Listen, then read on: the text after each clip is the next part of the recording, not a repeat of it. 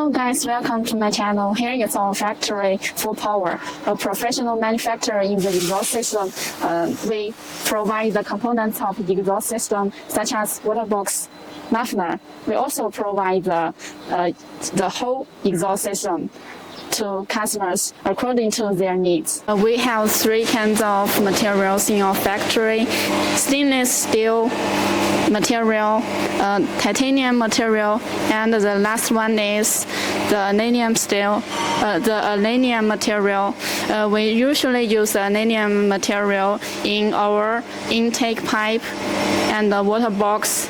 The titanium board we usually use in our muffler and our bracket.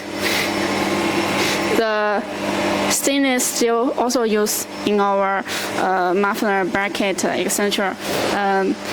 We can cut in different shape according to our customers' request.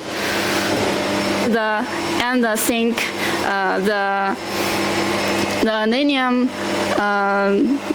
board have the sink changed from 2 to 4.